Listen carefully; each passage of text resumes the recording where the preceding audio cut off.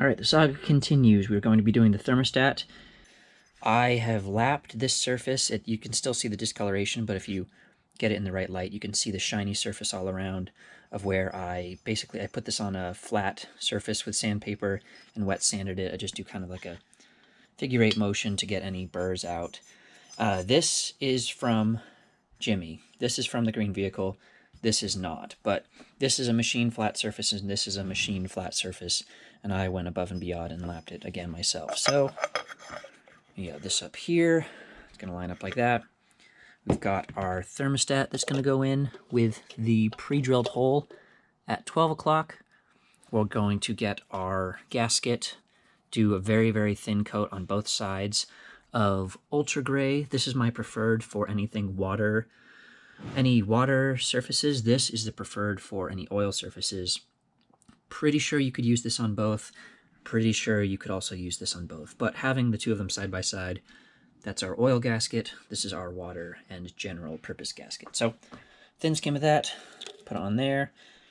We have the original hardware, thermostat bolts, as well as water pump bolts are torqued to 28 Newton meters, according to the factory manual. So let's put her in. All right, we got it in. We got the blue gasket with RTV on both sides. It's torqued to 28 Newton meters. I just have it, I got it down like flush and then about a quarter turn right now. I'll let it sit up for about half an hour or so and then come back and then torque it. I did also, this is, I believe, a 7/16 bolt. 11 millimeter fit really tight on it, so I actually prefer, oh, did I just loosen it?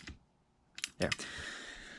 A lot of times, if the if the socket feels a little bit loose, I'll actually try the metric or the SAE, step up or step down, whichever fits best, because I want it to be the best fit if it's just, want it to fit well, so it fits tight and doesn't round off. These generally turn kind of like a blackish, grayish color and get pitted. I gave this a quick buzz with a wire wheel, pneumatic wire wheel, because there's some little bits of areas of pitting, and I just kind of took the shoulder off of those, so it's going to be a nice seal with the hose when it goes on. And yep, there we go. One more item. I didn't get a good view when it was inside. These bolts do not extend into the water jacket. Some of the bolts on the water pump do. I just did, so if you can kind of picture this depth here, the bolt extends into, you can kind of see the boss there. So the bolt goes to probably around here. I put on the shoulder of the bolt, maybe this far in, I put some RTV on it, just in case any water does get past the gasket. There's that little shoulder to stop it, as well as the whole contact surface where this sits on the water neck also has RTV on it. So this thing should be sealed up as good as it can possibly be. Water pump. I don't think there's any single component besides, the entire cylinder head for each side. I don't think there's any single component or space that I've spent more time cleaning. What time is it? Okay, I've spent an hour and a half cleaning this surface to my satisfaction to be ready to take the RTV and gasket. This water pump has been replaced before. It's a Miele, I believe. Yes, it says it right there. And it actually seems like it's in good shape. It's got some surface rust, but the bearing itself sounds just fine. It's nice and sticky. I don't know why. You don't need to take this off to do a head gasket job. And with all of the mystery surrounding this vehicle, I'm hoping it's because the crappy original, they probably used the gasket that came with it, which was a double-sided stick-on nasty thing, which they don't tend to work particularly well. This is a Victor Rines gasket. I don't actually love Victor Rines, but I know it's going to be higher quality than the no-name stuff that's just double-sided tape. This is from Atlantic British, and so it passed the Atlantic British test, or it meets their requirements. So that's good enough for me. Same story here as with all the other gaskets. We're going to do the double skim of the gray water-resistant RTV on both sides. There are three, well, let me just confirm. 3 long through and through bolts that go into the water jacket. So I am going to do RTV. I'm going to do a little bit of grease along the shaft itself, and then RTV around the bottom sixth of it or so. And then none of these go into the water jacket. The kit from Atlantic British, they actually, I was double checking their website. I have all this hardware, and it doesn't seem like they actually have... I bought this with this vehicle in mind, the same with the 95. When you go to their water pump bolt kit for the Rover V8, it only gives you 1 year of Defender 110s, 2 years, I think, of Defender 90s, and a couple years of the Range Rover Classics. So maybe this stuff is... maybe that's what I bought. Maybe this is the extra. Either way, I know we need these. We need, I think it's 3 of these and 6 or 7.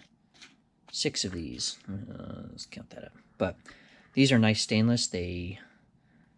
you don't typically, I mean, stainless is good because it doesn't rust, but it is not the perfect solution for all hardware because it actually, because of galvanic corrosion, can actually cause corrosion in what it's going into. So, not completely universally applicable, but it is a very good choice in most cases. So, we'll do another cleanup with just the brake clean or carb clean to get the surface oil free. Yeah, that's good enough. Get the surface oil free, get the RTV on both sides, and we'll get it mounted up.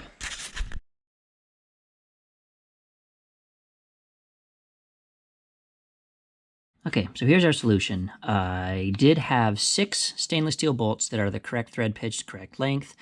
I'm reusing 3 bolts. These are used in a couple of places. Obviously, these are from the junkyard vehicle. This, I think, is original to this because it was stuck in the water pump. So we have 3 long bolts. They're 7/16 drive, correct length, original. They don't need a washer since they have a shoulder. I do have stainless hardware, correct length, with stainless matching washers. Got our gasket tacked on there, both sides, plus a little skim on the gasket. Same story over here. Gonna put it on and finish it up. Okay, that was an absolute slog. I don't know if it was just night brain because I'm up past my bedtime or what, but holy crap, that took forever. But it's done. Spins really nicely. As best as I can tell, it's all sealed up. Got the stainless hardware in all of the short spots, the original hardware in the long pass-through ones. Did a little dab of RTV at the shoulder of the long bolts that go through and where? Oh, there it is. 1, 2, and 3. They are torqued to 28 Newton meters, which is just a little over 20 foot-pounds. There we go. On to the next thing.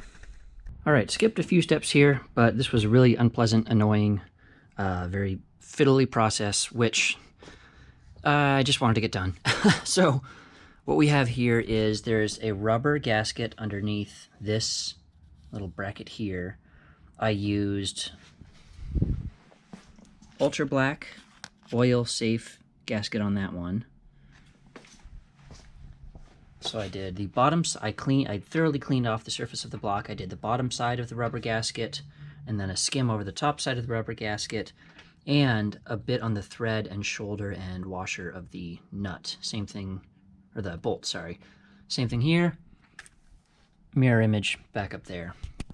Then just on either side of it, maybe 3/4 of an inch to an inch up, I also use that same ultra black oil safe gasket. Same thing up here. And this will compress more, so there's a good little bead underneath both of these as well. The water jacket, I used ultra gray, sort of generic high torque gasket, and it is slightly better for water applications. So on this one I did a bead, or more of a skim around the water jacket here, as well as a separate skim around the bolt hole. Did that at 1, 2, 3, and 4. And this is also, I did this on the last one, I figured may as well do it again. 149,885 miles, full gasket set, lapped and seated valves, new valve stem seals. That way the next time someone comes in here, they've got a little bill of health and a history on it. So I'm going to get the intake manifold on, get the bolts in, and I put these 2 bolts in just for centering, but I'm going to pop those out. This is these gaskets are never perfect, and as you can see here, this side lines up pretty much perfectly.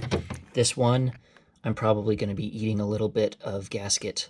I'll actually loosen these a little bit. I'll try and do that one. If I can't get to it, then I can't get to it, but I will loosen this one just slightly to see if I can get a little more, you know, play and get it shifted up this way and maybe forward or back as needed. But there's pretty much no way around it. You're gonna eat a little bit of the gasket material when these don't line up. But it's aluminum, so the steel will steel beats aluminum. So, all right, on goes the manifold. Also did a skim of the RTV around the coolant outlet, the coolant passages, ports on the intake manifold. Even the blanking out ones here. Why not? You know, a little extra precaution. 1, 2, 3, and 4. Okay, the tedious part is over. The intake manifold is in. All the bolts are in. I hand threaded them one by one, generally following this pattern, and then went back and did a sort of half torque on it. So this is not pretty, but this is our orientation here. So we have front, rear.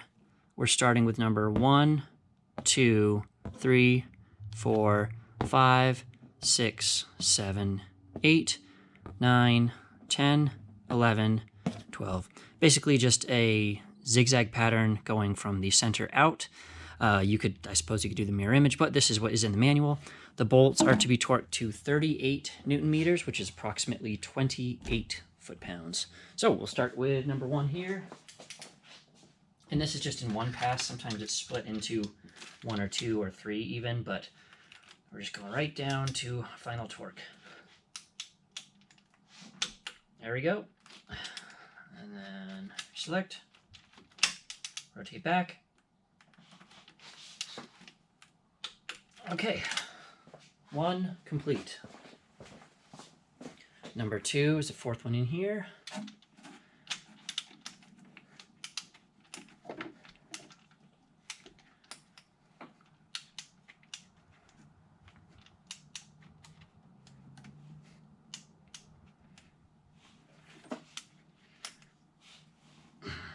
Last one. There we go. That's 2. That's 3. And 4. 4. Oh, that's 4. Right, number 4. Can we get those again? Number 5. Okay, just second back here. I'll pull this in my butt. You can get 1 click with the 4 inch. Oh, there we go. Yep, that's it. That's 5.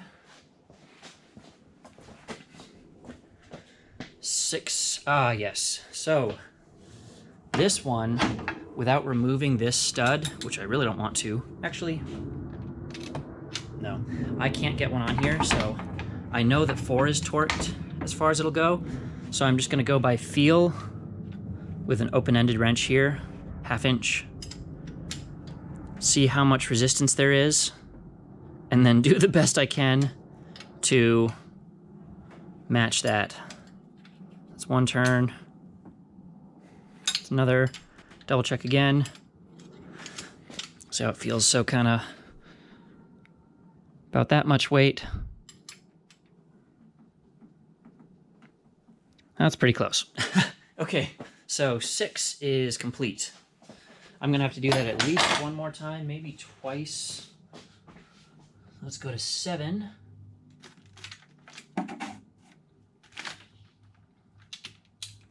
Yep, same thing on this one.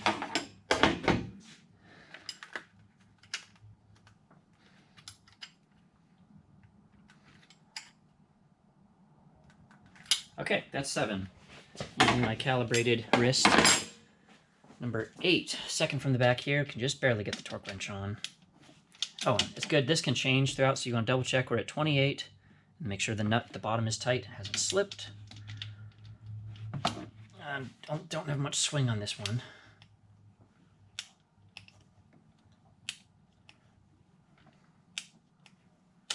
Oh, there we go. 1 more click. That's still going. No, why did... There we go. Okay, twice. So that's number 8. 9 is the very farthest one in the back. Don't have much swing on it, but we can get it. Oh, loose.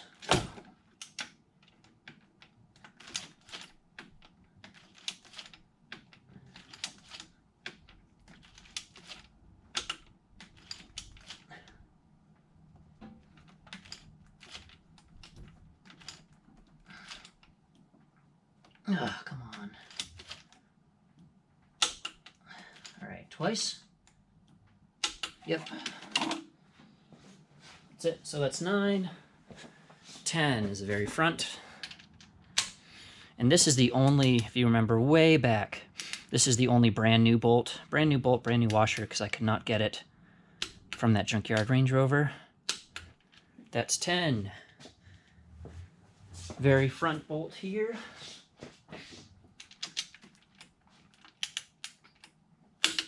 Oop. Still going.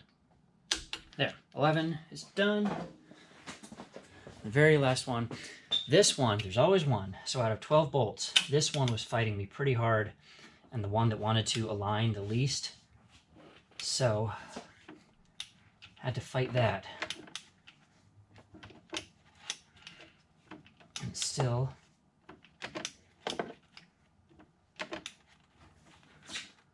oh boy.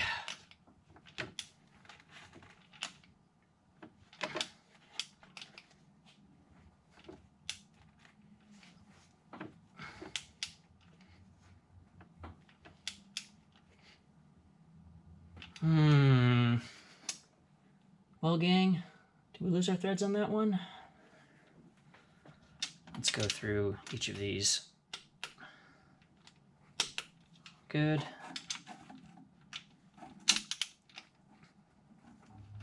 Nope, still.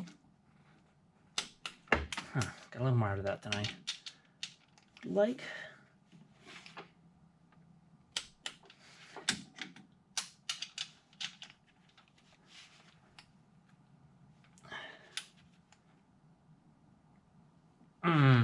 I don't like that. But it should be doing its job. And I don't want to mess with it more than I have to. So that's approximately 28 foot-pounds. So that's it. Okay, we got the intake manifold in, or the lower portion of the intake manifold in, torqued down, all set up, all happy hunky-dory. Next, we move on to the valve covers. So got these as clean as I care to get them without getting super aggressive. They're as clean as they need to be, basically. What I've done is I have put a skim on this side, the valve cover side of the black, ultra black oil RTV silicone sealant. And so we are going to put the ridged side of the valve cover gasket onto it. Flip it over, let it sit for a couple minutes. I've already done it on this one. I also replaced the PCV breather, which I feel like is too restrictive. What they have, it's a little plastic disc, which is, you know, the perimeter of like maybe 90% of the perimeter is round, and then there's this little opening here. They alternate, you know, every 90 degrees, or I think every 90 degrees as they go down. There are, I think, 6 little discs.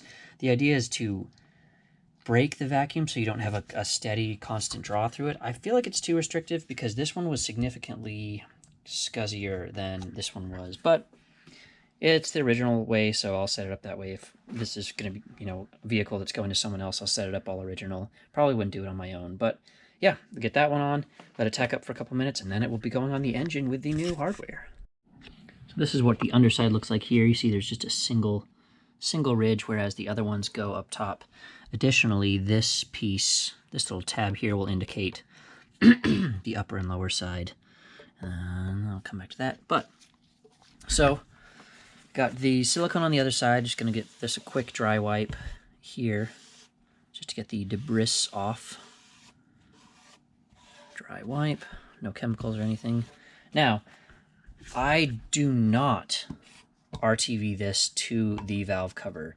Not so much anymore, but these are in a vehicle that would do where you would be doing valve adjustments periodically. Doesn't apply to this one, but also, yes, I know it's still scuzzy, but it's good enough for me, and a couple oil changes will cycle through that. So this is a surface that you want to be sealed. I mean, you don't want it to leak, but it's kind of okay. This is to minimize leaks from the valve cover because it's something that you should be removing and inspecting, not often, but it's just not something, you don't want to glue this entire thing to your engine. It's something that comes off periodically. So after all that nonsense, what I'm going to do is just take a very, very thin skim, you know, like one fingerful of grease, basically to run over this entire thing.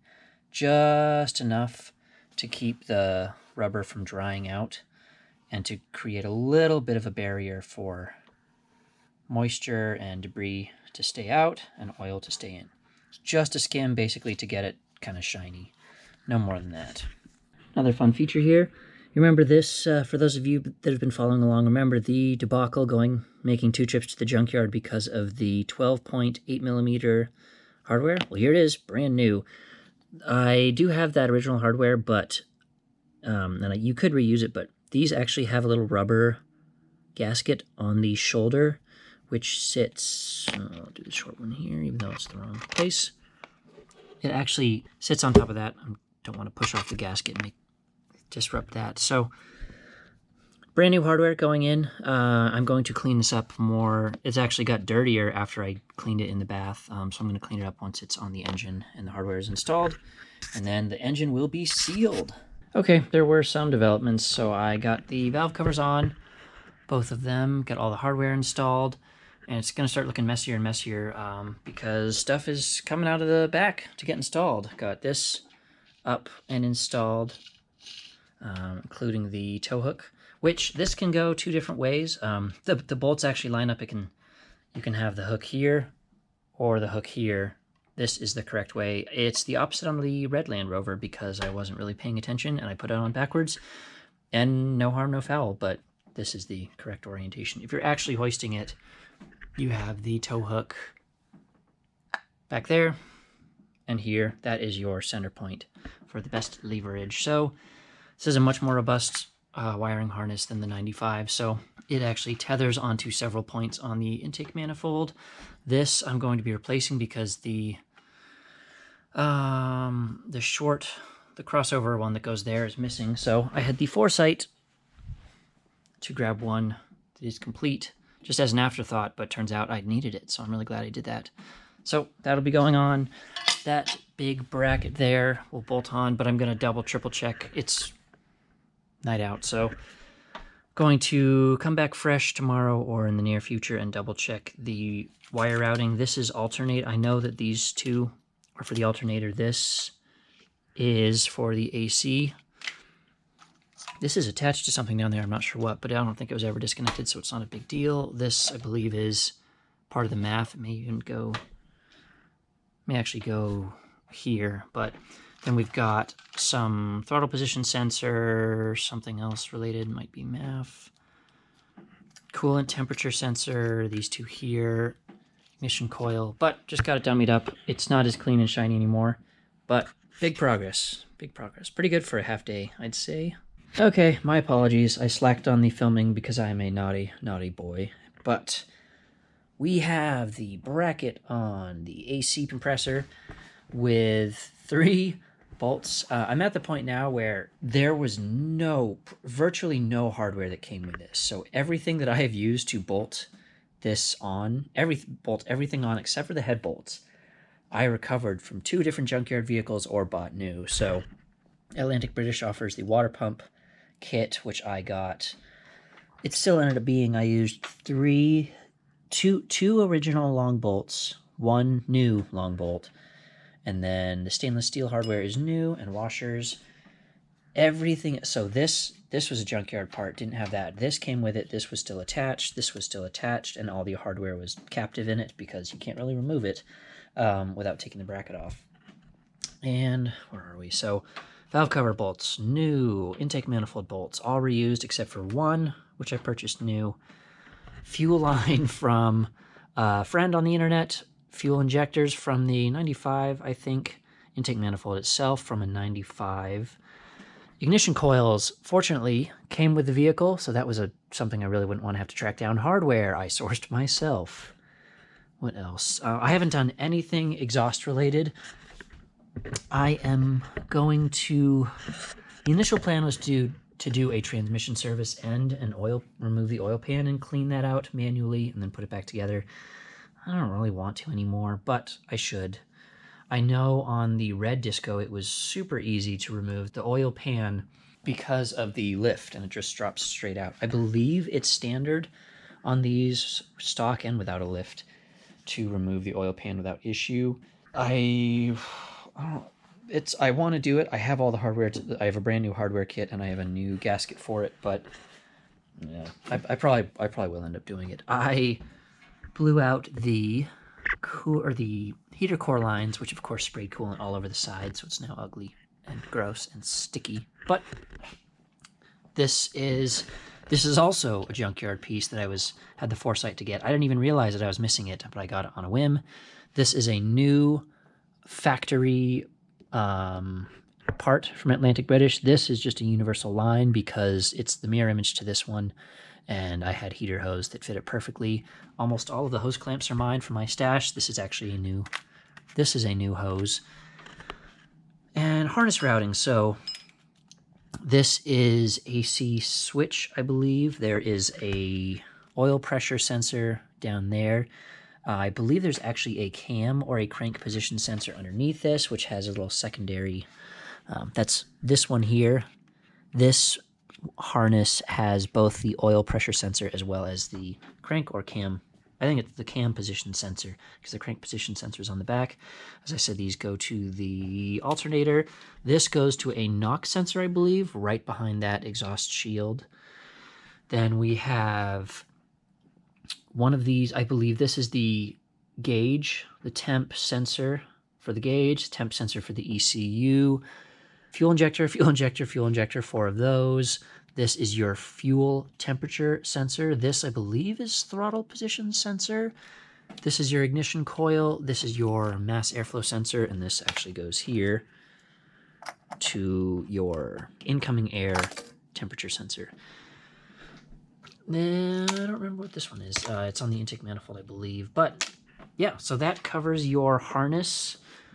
I don't think there's anything that tucks back here. Oh, we also got our fuel lines hooked up and tightened down. And then fuel pressure regulator, we're going to have to plumb that. And then also the throttle. Where is it? Here. Throttle preheater. That'll get plumbed in. And then PCV.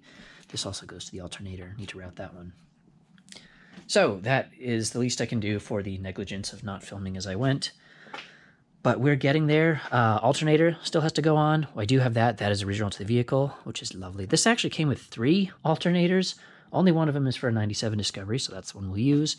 Next, I'm going to put the RAM charger intake section on. There's no gasket with it. As you can see, this material here, it's actually glued on. So I'm just going to do a skim of silicone grease, or light skim. It has 6 bolts that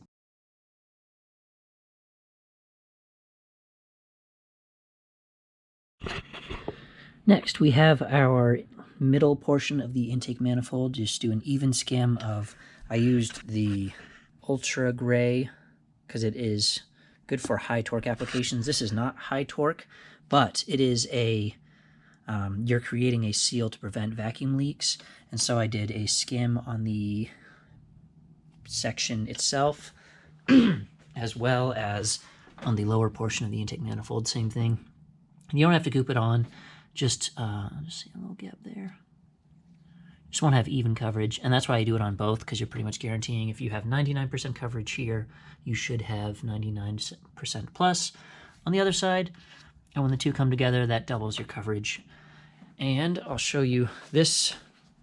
I think you can actually put it on backwards, but this goes to the rear. This is your fuel pressure regulator line. This is, I think, your PCV, and then this is, trying to think. I think this is actually your PCV or charcoal canister, one of the two. But yeah, so the side with 2, that is going to be on your driver's side, U.S. domestic market, driver's side. So yeah, I'm ready to go on, and then it'll be put on and torqued. All right, now we're really looking groovy. So the middle section of the intake manifold is on. There are 6 bolts tightened to 28 Newton meters, which is approximately 19 foot-pounds. I did a small bit of the gray RTV on the shoulder of the bolts just to further prevent any vacuum leaks. There's really no chance of that happening, but you know what? Why not? It's going to be in there and sealed up.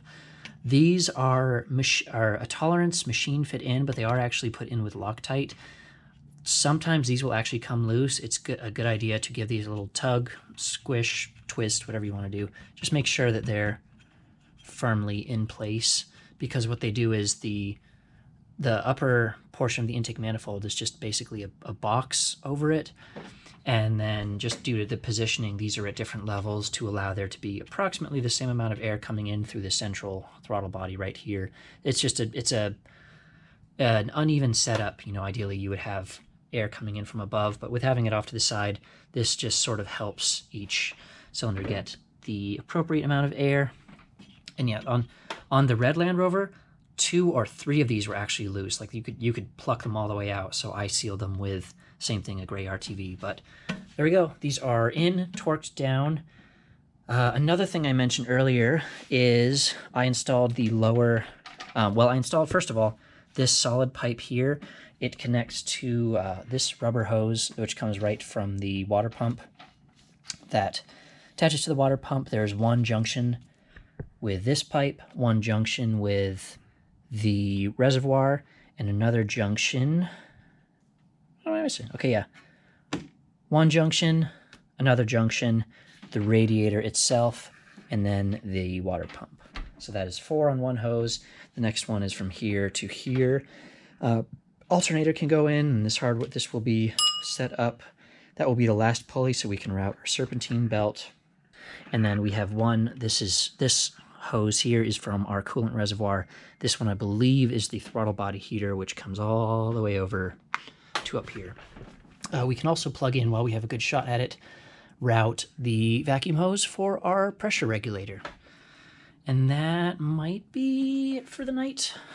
But yeah, big progress. Again, haven't done anything with the exhaust. Still deciding on whether or not I want to do the oil pump and the transmission service. But yeah, we're getting everything plumbed. This is tremendous progress, and I'm very excited about this. So thank you guys for coming along. We're getting there together.